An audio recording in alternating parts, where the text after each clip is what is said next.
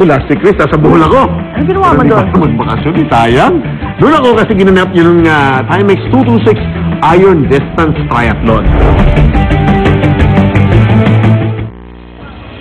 Ang triathlon, ang isa sa lumalaking sports dito sa Pilipinas. Dito, pinag-isa ang tatlong endurance sports gaya ng swimming, biking at marathon.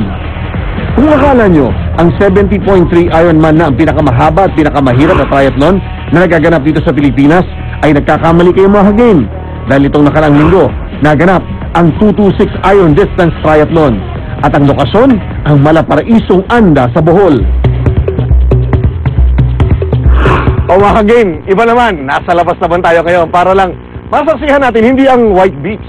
Kasi itong karera na to talagang kakaiba sapagkat ito ang first time muli after almost 11 years na magkakaroon ng Iron Distance. Triathlon ho itong pinag-uusapan natin dito sa Anda, sa Bohol. Ang gandang lugar pero ewan ko kung makikita ito nung ating mga magkakarera. Bakit Iron Distance? 3.8 kilometers ang langoy. 180 kilometers na bike.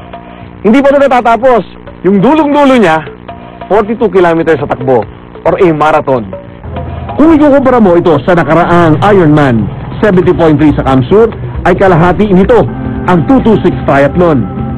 226 kilometers lahat ang gagawin ng ating mga atleta. Kapag ikukumpara mo ito kung saan ka makakarating simula Maynila, ilang kilometro na lang ay makakarating ka na ng Baguio na between 240 to 250 kilometers.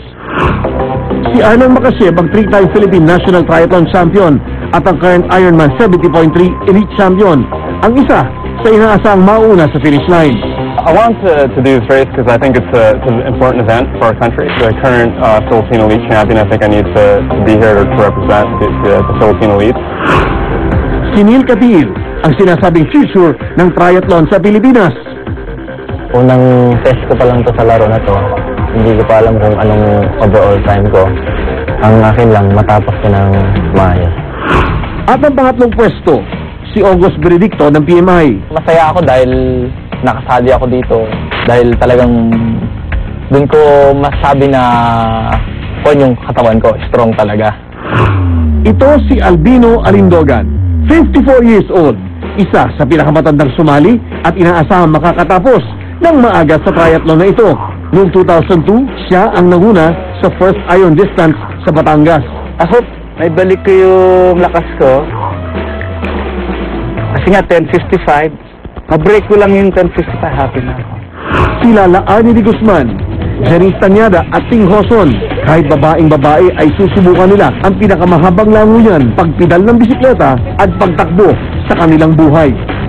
Tatlong karera, ultimate endurance test para sa ating mga atleta. Yan po ang sisilipin natin mga game dito sa lugar ng Anda. Ang ganda ng lugar. Ang sarap mag-sunbathing. Pero para sa mga triathletes, walang sunbathing. Sunog bathing aabuti nila. Bago mag alas 7 ng umaga, umalaot na ang mga karerista.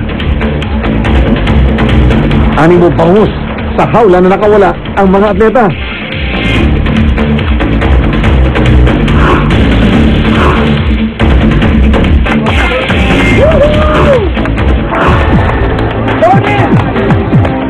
Pagkatapos ng swimming, bike naman. 180 kilometers ang kailangang ibisikleta ng isang manlalaro.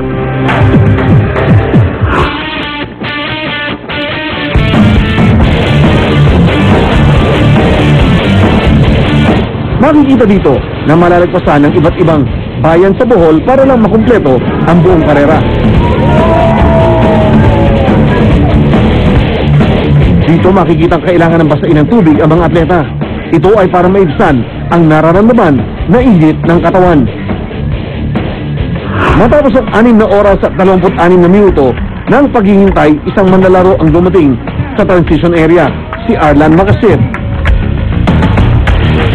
Ilang saglit pa, dumating na ang ikalawang manlalaro, si Neil Katil.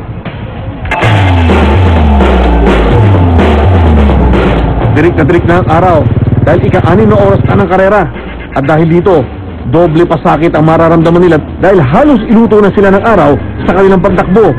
Makikita dito na hindi talaga biro ang kanilang ginagawa. Ang bawat takbang ng paa at higa ng malalim ay nangangakong lumalapit na sa kanila ang pag-asa.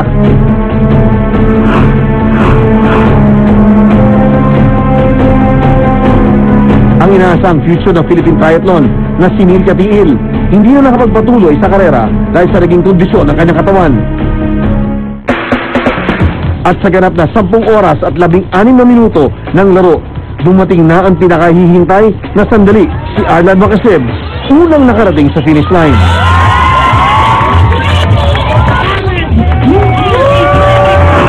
At ilang sandali pa, dumating na ang pangalawa, si August Benedicto ng PMI.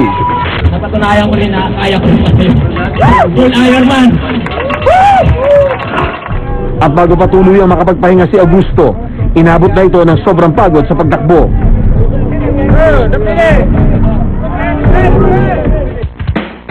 At sunod-sunod nang dumating ang mga manlalaro.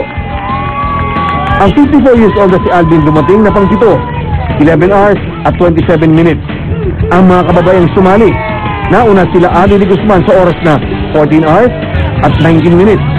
Iba't ibang reaksyon ang aming nakita sa kanilang pagdating sa dulo ng karera. At kahit pahuling dumating, taas na pa din. Walang distansyang hindi kaya ng taong may tiwala sa sarili at naniniwalang sa bawat padyak, sa bawat paghugot ng lakas, ay makakabit din ang tagumpay na hinahangad. That's it mga ka-game. Natapos na naman ang isang gabi ng umaapaw na sports news. 2 linggo na lang po at Pasko na. Naku, abangan nyo pala yung aming very special Christmas episode.